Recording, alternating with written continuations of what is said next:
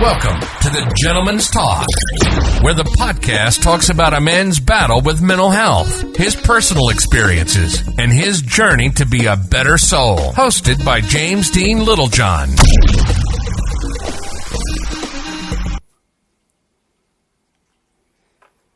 Hi everyone, and welcome to the Gentleman's Talk. Firstly, let me apologise. I know this may not be the day that you're watching this. It's a Sunday. However, it's not a Sunday, it's a Monday, and I've missed my reflection day, which is normally on a Sunday. So there's a mixture of reasons why. I'm going to be brutally honest, I haven't got the motivation. I've just lost the motivation. And today, I've pushed myself to get motivated because I enjoy this process and I enjoy talking. So I've got so much to talk about as well, which is really, really amazing. So I've got some good news, I've got some good stories, I've got some mixture of emotions stories, I've got all sorts. I've got a whirlwind of stories to talk about and some really good stuff to share with you. So let me start by saying yesterday was a bit of an emotional day for me, and it might sound a bit sad for most people, and I don't mean sad like boo-hoo, I mean like what I'm about to tell you is probably not what a geek. But I sold my motorbike yesterday. So I actually let go of my motorbike. Now, the reason it was an emotional day for me was because of the sentimental attachment I had to that motorbike. There was a mixture of emotions in that bike. And I want to give you a little bit of a story about it. And it's not a big-headed story. This is not look at me story. This is just so you can understand where my emotion comes from. And now we all get to a point where we're sometimes attached to things. You know, we can be attached to cars, houses, or we can be attached to a partner, can't we? Do you know what I mean? You'd like to hope so, if the relationship's going well. But we get emotionally attached to things. Now, I was specifically attached to my motorbike due to the fact that it was my favourite bike, which is a Yamaha R6. It was a limited edition, 100 of 180 made. It was a Valentino Rossi bike, and I've followed Valentino Rossi most of my life in MotoGP, and right up from his own 125 days, I've been watching him on TV, and I met him at Goodwood Festival of Speed. So I had that, and it had a private plate on it. So it had R6 VRO, Valentino Rossi. So absolutely worlds of amazingness in this bike. If you're a fan and it fits every criteria for me. It was one of those dream bikes. It was amazing. So I did get attached to it, and I've had it about 1.5 years, 2 years. The other reason that I was a bit emotional was because I purchased it with the only remaining money I had left out of my insurance. Now, that is a luxury, I absolutely know, and don't get me wrong, I never ever looked at it other than it was a luxury. I was very lucky to receive this, but it was a way of getting closure. So all of that stuff that I'd endured through mental health, through PTSD, the stuff that had ultimately crippled me the last 11 years, and I've been fighting for in court, to finally get paid out for something that wasn't my fault, has ruined my life. And this is why I'm here talking to you, because it gave me PTSD. There's nothing else to say about it. I have that problem. I had major depression and anxiety. So I'd had all of these ailments caused by this. So to let it go and buy something that was sentimental, amazing, what I wanted, a proper treat to me, to say, you've endured this, have some fun back in your life. It was encompassing everything. So, but I got to a point, as you probably know from one of my podcasts previously, where the motorbike had a negative turn, and I did think about not being here any longer because I wasn't getting the excitement on the bike that I usually get from it. And that's what annoyed me. And then my brain, because I was in a horrible place at the time, was like, just fucking bin it. Just go. You're going on what you love, you enjoy. Have some fucking fun while doing it. That's how stupid that you can think. But I didn't, luckily. And I came back home. And just before that, when I was on the bike, I had extreme back pain. So nothing on that bike then became fun, but I was still emotionally attached. So I came to the conclusion I needed to sell it. I just went, I've got to try and get past this and let it go. It's just going to be sat there as a toy. It's going to be pointless. But what you are going to do is you are going to wait to find the right person. So I put it into the ads. I put my bike for sale, basically. That's it. It's up for sale on Auto Trader, ready to go. And nothing happened. I got a few sniffles. I got a few offers. Would you take this? Would you take that? I'm like, mate, what are you talking about? And they were ridiculous offers. But I just went, no, because I know you're not the right person, because the right person wouldn't ask me for a discount, because the right person will know that I've set the price right for what it is. And then I got that phone call. One Sunday afternoon, I got a phone call from a gentleman who has now grown into a partial friendship, who wanted to buy it. And when I told him the details of the bike, within 15 minutes he sent me a deposit. And then we just got chatting and I was selling the bike to him. That's where it went. However, whilst he was organising coming down the next day, I'd sold it on that afternoon. He was going to come down the next day and pick it up. He picked up a discrepancy. And I was like, shit, what's this? He said, I just can't buy the bike on this discrepancy. And I was like, what is the discrepancy, mate? Please tell me so I can try and sort it out. And he said, basically, the mileage on your bike, the mileage on the previous MOT is fine, but the MOT from last year is wrong. It's added 10,000 miles. And I couldn't pick my brain up. And first of all, I'd never done this before. I'd never looked at fucking MOTs and mileage, and then he explained his backstory, that somebody had put the wrong digits in, and someone didn't buy undervalued his car because it had added almost 100,000 miles to it, because someone had put an extra zero on. And I was like, fucking hell, this is a real thing, because I don't sell stuff very often. I'm not a trader, so I wouldn't look out for it. Anyway, I'd found out what the key problem was. In fact, it was my wife actually that found the problem. She went, you've had a service done on the same day and it's a different mileage by 10,000 miles. The second digit has been changed. Instead of a 1, he put a 2. So he'd added 10,000 miles on, and I was like, shit. So I was panicking, thinking I've lost the sale, I'm going to lose future sales. I was going mental because this was my pride and joy. I wanted to go to the right place, and I potentially found the right person.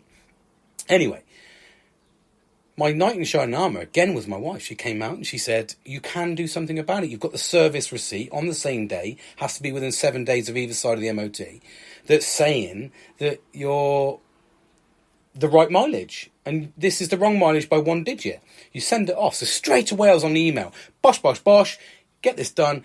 Phoned the guy up and said, mate, I think I've sorted it. Don't worry, it's going to take 3 to 5 days. He was like, mate, don't worry about it. You've got it in hand. If you can do it, brilliant, I'll buy the bike. If you can't do it, then I'll have to pull out. And I was like, fair enough, mate. You've given me everything you can give me. We got chatting whilst we were waiting for this 3 or 4 days, obviously because he'd given me a deposit, so he was invested, and I was invested in trying to make it work. So we got chatting, and I opened up about my mental health and just general chit-chat. Turns out he was ex-army, and I straight away knew why we clicked, because it's that same mentality, that same military personality that you just kind of know. I don't know what it is, you kind of know. So we were just chatting. Because I was open and honest, he was open and honest. That developed into talking about our families. The reason why he wanted the bike was because he wanted to go out with his dad. So he was like, oh yeah, my dad had an illness scare and I want to go out more with him and enjoy more time with him. And I was like, fucking hell, mate, my dad had cancer. I reflected heavily on the days that we went out together on the motorbikes, on Father's Day, when we used to go out on Father's Day. So it was all encompassed in this similar idea of what we wanted. And I couldn't believe it. You wouldn't say you would get a sale where everything's going to align like that. It was a bit weird, but it worked. And we got talking and we got chatting about mental health and we got chatting about this and that. And it transpires that, like I said, we've got a very similar background. So that was when I knew the bike was going to the right place. I was like, this bike's going to the right place. Absolutely. So when I got the confirmation back that the mileage was changed, he was ecstatic. We arranged to pick the bike up because he's in the other end of the country. And I was invested in talking to him, to the point where we finalised the sale, which was yesterday afternoon. Finalised the sale, and the last thing he said was, hopefully I'll come down and see you one day, and we'll have a catch up. And I went, please promise me you'll jump on the bike and you'll come down this way and have a cup of coffee or a cup of tea, stay the night and have a pint. I don't mind, mate. Just absolutely love to hear your story, because you know that you're going to get a good story. He's an ex-para, so he was absolutely like, I've lost people to suicide, good men through suicide. So what you're doing is amazing, and I was really, really humbled and excited by the fact of the way that he was looking at it. It was the way that I wanted it to be looked at. And when the sale was finalised, this morning he sent me a photo or a message saying it's been received, and I can tell you, hand on heart, this bike exceeds my expectations. And that meant the world to me, because I knew that I'd held it to its good standard, I'd looked after it, and I'm now passing it on to somebody else that is going to look after it with the same sentimental reasons. Very, very, very good story, and I love that story, and that's kind of like the fact that we're still talking is absolutely incredible. And that was just from the sale of a motorbike. It's crazy that you can find friendship, but I found the same when I was friends with my friend called Billy. He is obviously, he's still military, so we talk, and for me that's amazing, because we got talking because I was open and honest, and we had that military connection, so it was very easy to talk. And I think my open and honesty does help.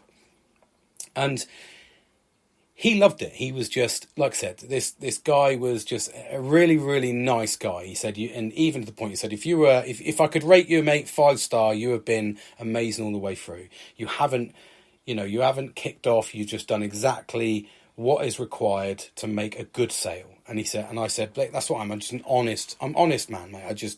That's what I'm after. I wanted it to go to the right home. It's gone to the right home, and I'm happy, because it hasn't just gone to somebody that was offering me 3/4 or a quarter of the price because they wanted a bargain. It was gone to somebody that appreciated it the same way that when I first saw it, I went, I want that fucking bike, and I'm going to have that bike, because that is the bike that I'm going to enjoy. I would just have to get something similar that my old carcass can enjoy. So it's a really good story of just being open and honest, and how much it can draw you into people, the right people as well. This is the important bit, is I'm being open and honest, and I'm drawn into the right people. They're people that are willing to talk about me. He was even giving me feedback saying, no negativity, mate, but this is my favourite ones. These are my favourite episodes. He's gone all in. And I'm like, mate, I'm fucking amazed. Thank you so much. He said, this is my favourite one. Maybe you haven't done as well in the others, maybe because of the tone. And I went, okay, well, I know what he's saying there, but he's being polite. And I said to him, yeah, sometimes the tone in my podcasts haven't been the best. But what I was aiming for was consistency. Because the big thing with ADHD is you lose interest in a lot of things. So it's really hard to get that back. I've got cupboards in my kitchen that are half painted because I've lost complete motivation for doing it. I've got no fucking interest. That was a year and a half ago. A year and a half ago I started it 2 years ago. And a year and a half now, I've got 4 cupboard doors to paint. Take me about 2 hours, but I've got zero motivation. So I do get scared when I lose motivation, because I enjoy these podcasts. I enjoy being open and honest. And I enjoy talking to people. And I enjoy it for my personal reasons. So I'm really scared that I lose that motivation. So I try to sound consistent. I try to just push myself to do it. And that is sometimes where the tone can be a little bit lost. And he was like, mate, that makes sense. He said, and it's not a negative. You're still giving facts. You're still out there. I'm just saying that you might not get the same response worldwide. And I went, that's fine. Absolutely, I agree. But that's the way that I'm doing it. So he was like, it's not a negative. And it was nice that he was able to be open and honest with me without worrying about the repercussions. And it was brilliant, because again, that just shows the strength in somebody who's after good intentions. And it just amazes me. I'm still dumbfounded now that the friendships that I've developed recently have all been through a mental health sort of me being open and honest about myself. And he was like, mate, you're doing a great thing. And that's rewarding for me.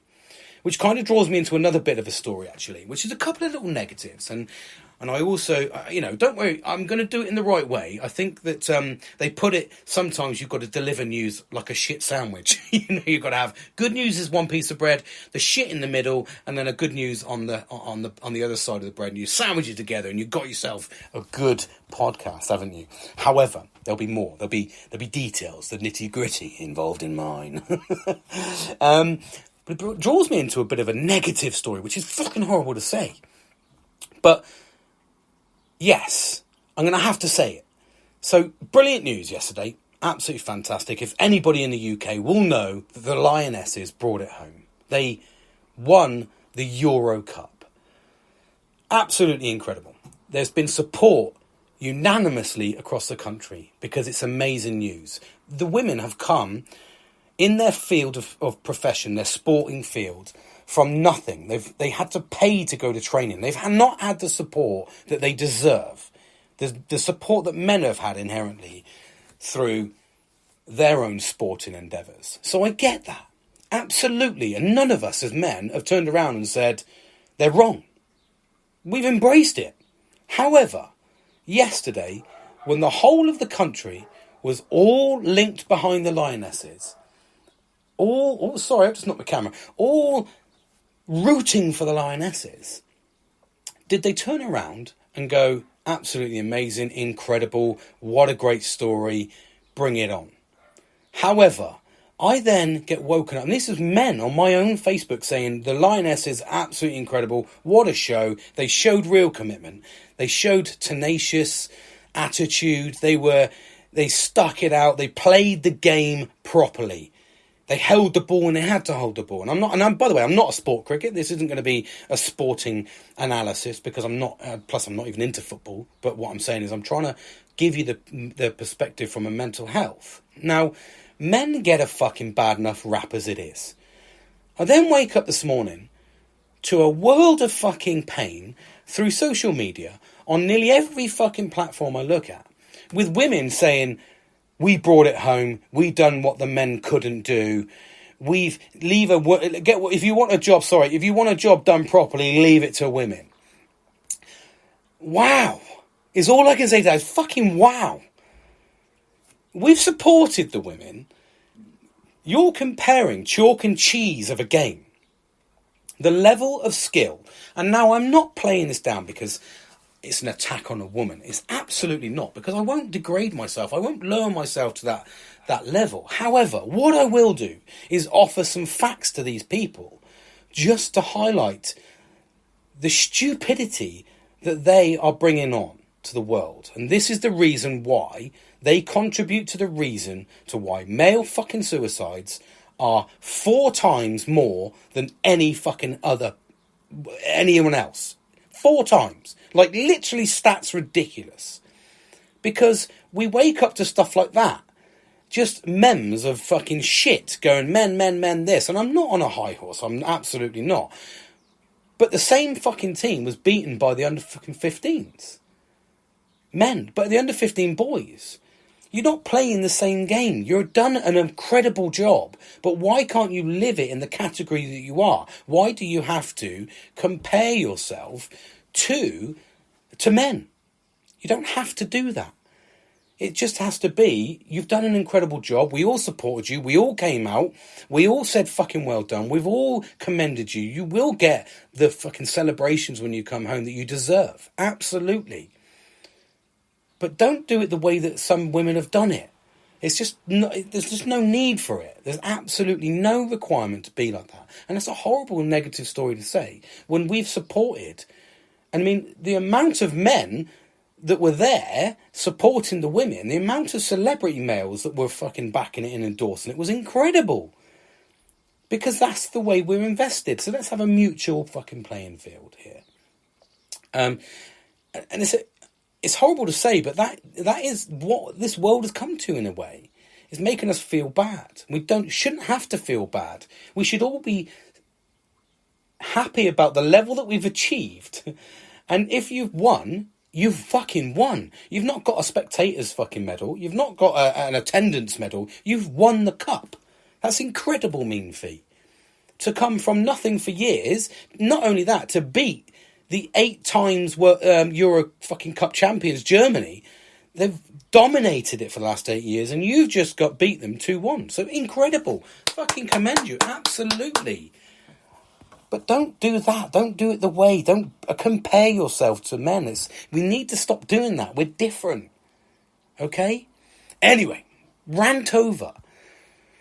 But I need to caveat a little bit more as well. So it kind of brings me into another little story, which somebody spoke to me the other day, and I was like, fucking hell, mate, just some shit sandwiches here. You're dealing me some shit sandwiches. And that was, he said to me, whilst we were talking about the mental health and we were talking about a podcast, and he said to me, why do you do the podcast, mate? And I went, what do you mean? Why do I do it? I do it for me, mate. I do it because I want to raise awareness. I want to show people that I've endured it for 11 years. I've been like a roller coaster. I've lost relationships, friendships. I've lost a lot of things. I've lost my daughters growing up. I've lost fucking countless things. You can't get back. I can't get back what I've lost. I've lost people that were very dear to me. I've pushed away people that were very dear to me. So I want to raise awareness for that. So they turned around to me and said, okay, but you're not going to get famous and you're not going to get wealthy from it because there's loads of people doing it. And I went, okay, all right, well, stop there. First off, that's amazing news. You've highlighted the fact that the reason I'm doing this is to raise awareness. Now, if I'm not the only one doing it, that's the news I want to hear. If there's loads of people doing it, fucking brilliant. Hopefully, there's a future for us all to manage our mental health. Hopefully, there's a future where we can all just be happy in the world that is constantly changing, constantly evolving, and everybody constantly wants more. In a world where we all constantly want more, if we're talking about the mental health awareness, hopefully this will put the brakes on things. So I said, you've just highlighted that fact. And second of all, I'm not doing it for fame. I'm not doing it for fortune. I'm a 40-year-old father and husband with a job. I do this because I want to raise awareness of the struggles that I've endured. And I have fucking endured them. I've been to the bottom, the rock bottom. The very fact that I'm talking to you is amazing to me. So I want people to stop and listen and talk and be open. That is my goal. That is my ambition. That is what I want to achieve. And I just want to, and also there's a massive, massive element, the fact that I enjoy the process. It helps me. So if I enjoy the process as I go along, and I help somebody, say for instance, and we spoke about this on a podcast the other day, we had our live with Banterman Billy and Nelly, and we spoke about this, and I said that if there's 1,000 people that listen, and that number's nice, I mean, in the grand scheme of things, it's probably fuck all in today's standards, but if 1,000 people listen, and now I know my podcast has reached 1,000 downloads, then, and I only help one person, then I've done my job. I've helped that one person. And all the feedback I get is, I love hearing about you that struggles. And I'm like, absolutely, mate. I'm just a normal, regular human being that we all suffer. But unfortunately, as there's no S on the end of that. We didn't need that. As men, we don't talk about it. So we suffer in silence. When we suffer in silence, everything gets on top of us. Stress. It leads into depression. You lose libido. You lose confidence. For me, look, I mean, I take antidepressants and I'm putting weight on. It cripples me daily because of the medication I have to take. So I'm fighting my own demons to take a tablet that is helping me fight the demons that I can't fight. Do you see what I mean? It's just absolutely fucking ludicrous. And I'm doing the best I can. And that's because I've grasped my mental health. That's because I'm trying to take control of my mental health. But ultimately, I never was there. So there's people out there that will be similar. I was a functioning adult. I was going to work. I was achieving. I did what I needed to do on the circle of life, the rat wheel of the world at the moment. the rat race of life, as they call it. That's the word I'm looking for. So I'm on the rat race, and I did everything I could. I pleased the bosses. I churned the work out. I turned up on time. I was never fucking sick for 5 years, even though I was battling depression and bad back and fucking migraines and anxiety. I still pushed through those fucking barriers every day. For what? For absolutely fuck all, really, because I don't see any of that life anymore. And I'm better off without that life. And now I'm in a place where I'm slowly enjoying life again. This afternoon, it was a nice afternoon, and I went, I'm going to fucking go and play golf. So I went to the driving range, and I played fucking golf for 2 hours. And I absolutely fucking loved it. I went, the fucking man can wait. I've got time, I'm going to go and enjoy it. And then I'm back to have a nice evening meal with my wife. So I'm looking at things, perspective on life is so much different. Yes, I struggle with motivation. Yes, I struggle with my recent ADHD diagnosis and understanding things. So I'm learning on how to battle the things that I used to just fucking live with. You know, the hyper focus, the ability to not manage things properly. You know, you can manage certain things, you can't manage others. So I'm battling all the time, but I want to show awareness for that. And the stories that go along with that, I think, are incredibly amazing. Like I said, I've met someone this week that is an absolute diamond of a guy that has bought my motorbike off me. And he's going to enjoy it the same way I enjoyed it. So there's a good story there. Absolutely amazing. And it's a funny thing, but I kind of said to myself, well, I lead on to this. And I kind of said to myself the other day that someone was talking to me and they were like, well, what's wrong with what's wrong with your mental health? And this was when I was chatting at work last week. And I went, the easiest way to describe it is, I got a really weird voice there, sorry. The easiest way to describe it is, I'm broken. That's what I am. I've acknowledged the fact that I'm broken. And I'm trying to fix it now. So I'm ready. I have the willpower and determination to fix it. Now, for the last 11 years where I've shut people away, I've walked away from people, I've gone and lived on my own for 6 months. I've lived on my own for the best part of 6.5 years after that. So I pushed myself out of my house, left everybody for 6 months, realised that I wanted what I wanted, but didn't quite want it because I didn't know how to want it, because I was already in this PTSD. I've endured it for the best part of 3 years, and it just built from there, and I ended up being alone for 6 years. And I mean alone. It was just going through life, coasting through life. Now, people may say, oh, okay, you're here now. But I still reflect on wasting the last 11 years because it has been potentially or partially a waste. Because I've not done the things I should have done. I've not controlled myself. I've had outbursts. I've had all sorts of problems I've got along the way. And what I have done since January is see my mental health get under control. I have bad days. I have good days. I have bad weeks. I say this all the time. But I'm learning to live with them now and embrace them and try to challenge them. It's not hard. It's never going to be hard. And like I said, we still deal with these things, as I just spoke to you a minute ago about, the football and the social media being filled with women that are attacking men again.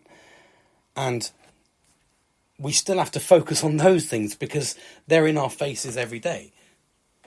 However, if you grab your mental health, you'll learn to ignore those things. Now, the only reason that I'm talking about it myself now is because it's a medium. This is my platform. I want to talk about not listening really to those problems, not listening to people that are saying these things. I think that will be. I think that there will be the demise eventually of all of this. And everybody will just look at gender as a neutrality, as in just, it doesn't matter what you are, who you are, how you are. You can still achieve what you want at your level. Don't constantly try to compare. I mean, that's inherently a male thing, isn't it? We compare. We are competitive. We are drilled with testosterone. So we do inherently compare ourselves and we are competitive. But there's a way and means of doing it. And I don't think cross-gender arguments like that is a way of battling or grasping mental health. I think, if anything, it just adds to the decline of it, because men will see that and go, yeah, all right, maybe we are fucking useless. Jesus Christ, another thing we're useless at. We can't do this, we can't do that. We can't raise fucking kids, you know, we can't look after ourselves. You know, it's a crazy fucking world, but that is what we're looking at. That's how we're being pursued. And it's being pursued across all mediums. So that's the reason why I'm talking about it, is to let people know that listen to this, not to worry. We can talk about it, and if it upsets us, we talk about it. It has upset me because I don't see the point in it. There's plenty of sports that we can talk about. We can go into rallying. We can go into motorbikes. MotoGP doesn't have one female. Rallying, the top level rallying, doesn't have a female. The top level Formula One doesn't have a female in it. But we don't sit there and bitch and moan about it, do we? We don't sit there and go, where's the females in Formula One? Do we? We just fucking get on with it. It's a sport that we look at and we go competitive, say well done at the end of it. So it's important to talk, but it's important to address these issues and try and grasp hold of them. And that's rightly so with social media. I use this platform because I like to talk and grasp my own mental health. And hopefully, with the weirdest hopefully, don't know why I spoke like that, help someone along the way. That's my most important part, is to help people. So it's drawn me into this. And I think that, like I said, I've had an absolute world of stuff to reflect on the last couple of days, and even the last week. I've had a nice weekend. Literally, my kids have gone away for the week, and I don't think it's nice because they've gone, but any parent will know it's nice when they've gone. So they've gone away for a little while, so I've had a nice relaxing time, just chilling out. It's been good. And, you know, I've been able to sort of kind of go out. I played sports with my friend on Sunday, so this is like the 7th week in a row I've gone to golf.